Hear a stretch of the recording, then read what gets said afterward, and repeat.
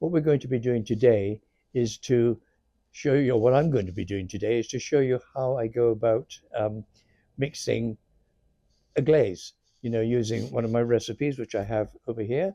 And it's a base glaze, which fired on its own will yield an acceptable white. But if various oxides are added to it, like iron or copper or manganese or cobalt, in various percentages, up to 10%, you can get some very, very fine color glazes. But that is something you'll have to do yourself once you've actually got the base glaze. But all I'm doing at the moment is just show you how I go about mixing a glaze. It's quite a long-winded process, and as I don't have running water, I've got to use an old bucket down the bottom there. Okay, so I'm going to move down to my stuff. So here we are. This is the stuff I've got here. Away the materials here, the mixing goes in these things. I will have some water in this bucket, and I'll put my dry raw materials in here. I've got Cornish stone, potash feldspar, china clay. I've got dolomite, whiting, and I always use a little bit of bentonite because bentonite is excellent for keeping the glaze solution in suspension, so it doesn't all settle to the bottom of the pot. Yeah, which can be annoying. Here I've got my various weights. Here I've got my scales, and very, very importantly, when you are working with these materials, most of which are toxic, it's very important, particularly when you're working at the dry stage in the powder form, to make sure that you're wearing a suitable mask. So if you are thinking of mixing your own glazes as opposed to buying the ready-made commercial ones, get yourself a proper mask as opposed to these medical things that we've been wearing, during COVID. Okay, so I'll put this down just for the moment. I'll get some water first of all.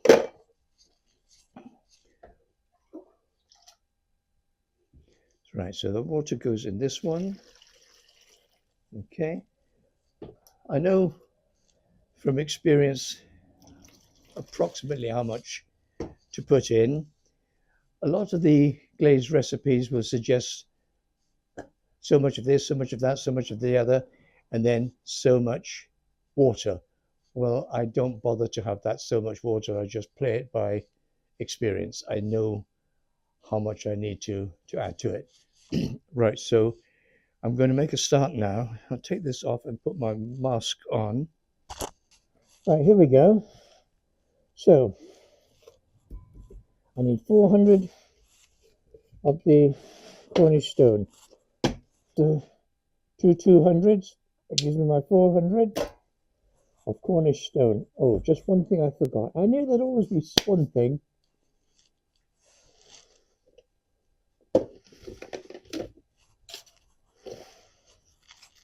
There's always one thing. Okay. So,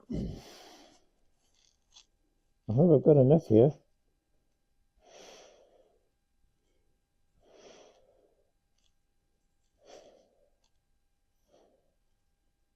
Yep.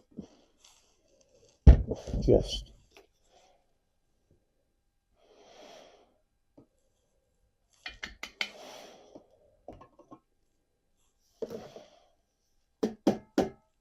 That goes in there.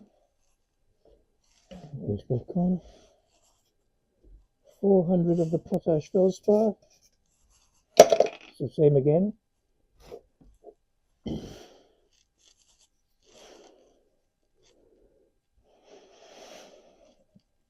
That's good enough. Can go in there now. And 400 of the china clay.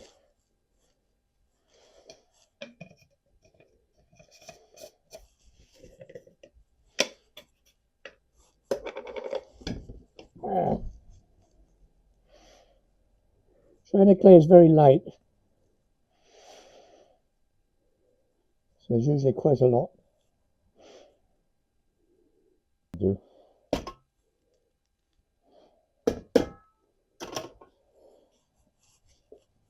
Right, so that's the china clay.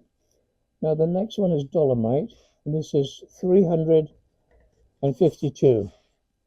There's 200 and 100, that makes 300, 300 and 300 and 220s, and a 10, that's 50, and a 2, 352. Okay, that's my dolomite. Heavy, these jars are quite heavy. Da-da-da-da. 300 the dolomite. 48 of whiting. Right, so that's 40, 45, 47, 48. 48 of the whiting.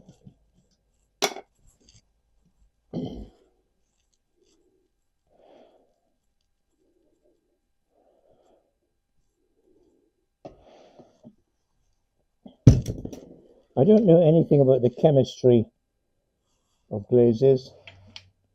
Okay, that goes in there. And I have to put some bentonite. That's also 48. Bentonite. Bentonite is, it's not essential. This is not part of the actual glaze recipe, but it does, as I said earlier, help with keeping the actual glaze in suspension, because otherwise what you can find is sometimes the actual glaze sinks to the bottom of the container, and it can be very hard and difficult to mix subsequently. Very often people will only use 2%, and incidentally, never ever try to mix this stuff up on its own, because it'll just clump into lumps and it's impossible to mix properly. Always make sure that this is added, okay, that this is added in and spread it out. So spread it out, and then now I come to the point where I have to mix all of that lot up. That goes in there, and this one goes here. And it's now really more than at any other point that you really do need to have the mask. So just mix this.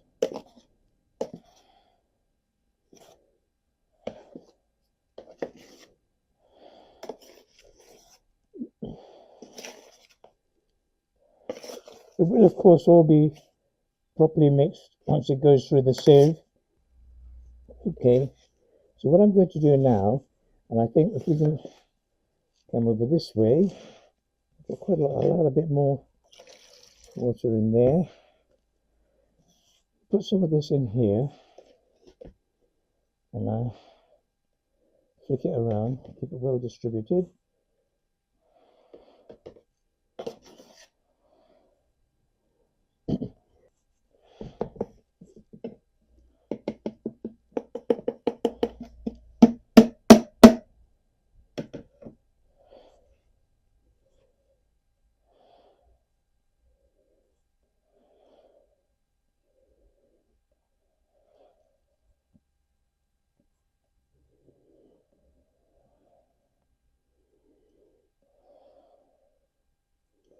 Right, I think I'll take a chance on this.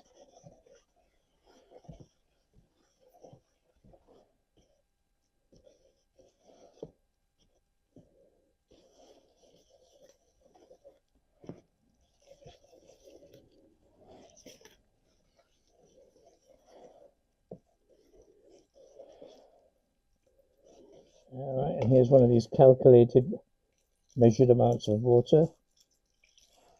It's called empirical.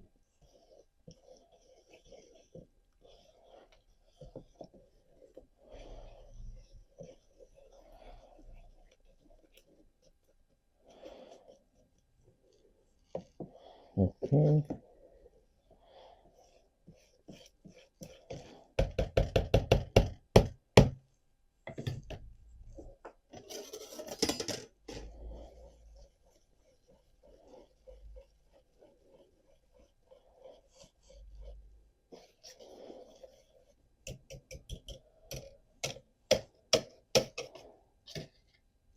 Okay, now I put this on top here. I'm just going to move down a bit, get it away from me. Just put that on top there. Get my sieve, put it there, and then there. Now I'm going to pour some of this in here. Watch out for the splash, don't let it hit the camera. Watch out for the splash. All right, I'll do a little at a time, that's enough for the moment. And then with a brush, that will really work it through.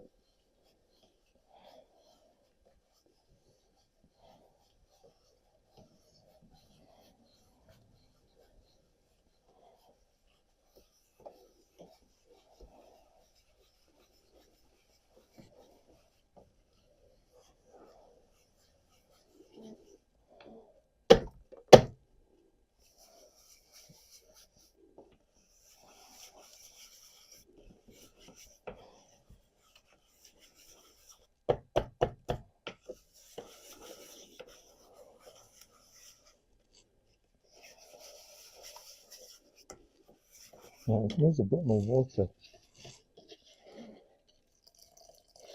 No, okay.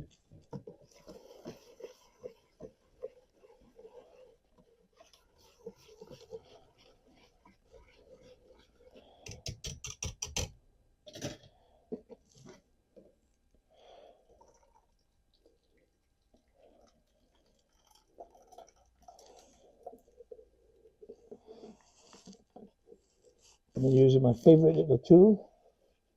Wonderful, absolutely wonderful.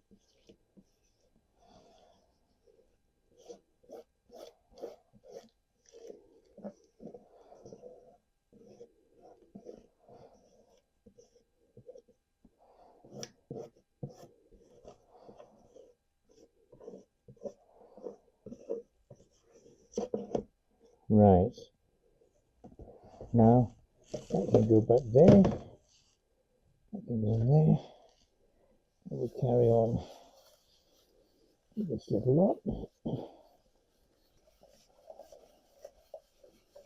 Gradually, slowly.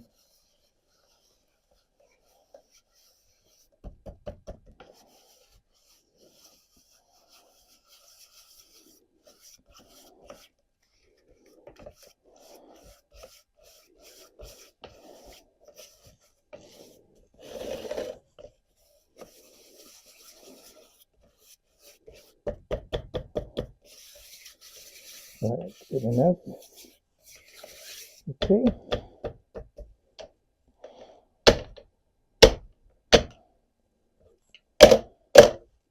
That goes on there.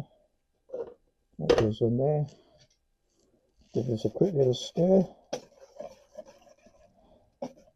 That's too thick. So we get a bit more water. Another measured amount.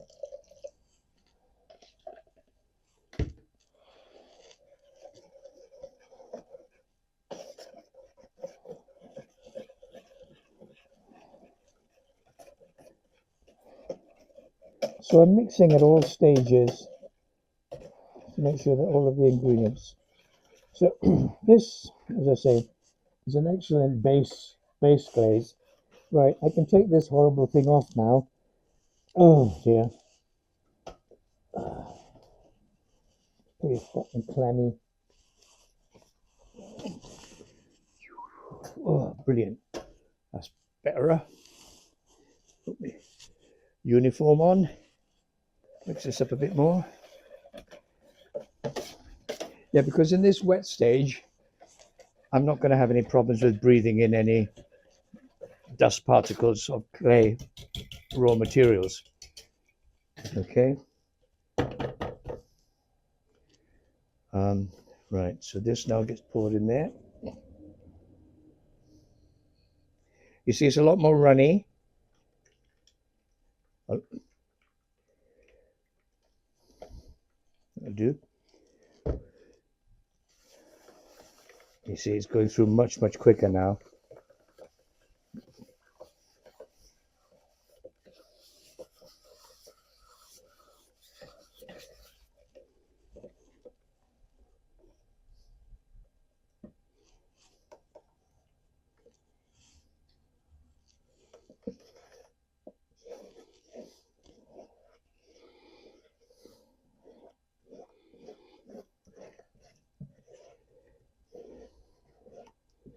This recipe was originally given to me, my good friend David Jones from the Walsall studio, and it has a very, very reliable glaze.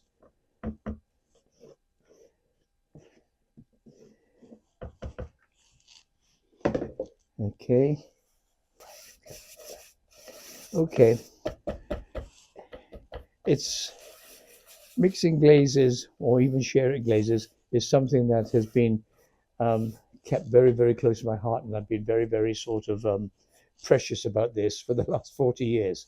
But now, having had a darn good innings with my pottery, it's time to share. Okay, which is why I've shown you how I've gone about mixing the glaze. You know the recipe. You've seen the recipe, and the nice thing about this particular glaze is it also has a lovely crackle on it if you ink the finished product when it's been fired on the pot. Um, so if you're happy with this, do remember to like, subscribe, and share, and we'll all be very happy as well. So the last thing we have to do now is to get my tub, and I've already got some glaze in here, but not quite enough, so I've just thought I'd make a bit more to top it up. All right, and let's hope that this is all going to be fine. So let's take this out for a moment, get this, whoops, and put it through one more time. So you see, putting it through the sieve 3 times really does make absolutely sure that the glazes are properly mixed. And I should add at this point that if I was going to have use this as a coloring glaze, I would have made sure that the particular oxide would have been added when I was doing the original mix of the dry glazes. Okay, so this could have had either copper in it, or iron oxide, or cobalt oxide, or manganese dioxide, and depending on the percentage, up to 10% addition, depending on that will determine the density or of the glaze color. It's something that you have to experiment with yourself. I do dozens and dozens and if not hundreds of test glazes, and I have done for the last 30, 40 years, which is why you can see, if my camera cares to point over to the shelves over here, this huge range of colors on some of my pots.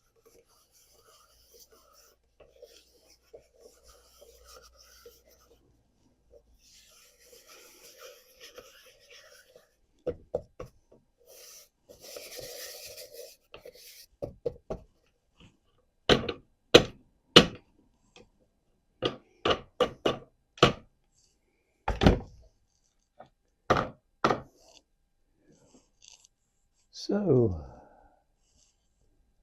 and these ones down here, these pots all down here have just come out of the kiln and will be glazed. These pots over here are ones that I made the other day, and they're just waiting to have their feet put on them. So I'm just keeping them under wraps at the moment to make sure they don't dry out too quickly. So a lot of work still to do. Okay, so I think that more or less wraps everything up. Just one final thing to do, and that is to give all of this a final stir. And if I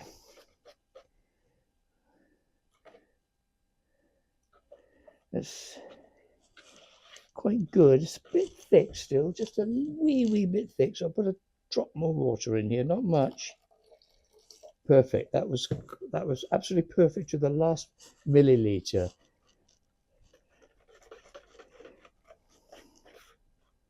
Figure of eight, round and round, t'other way, figure of eight.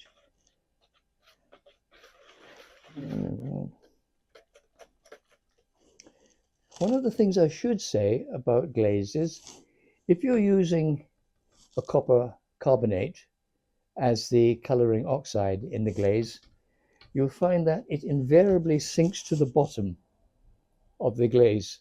Okay, so when you're about to use the glaze to glaze a pot, always make sure that you use one of these things to scrape it up from the bottom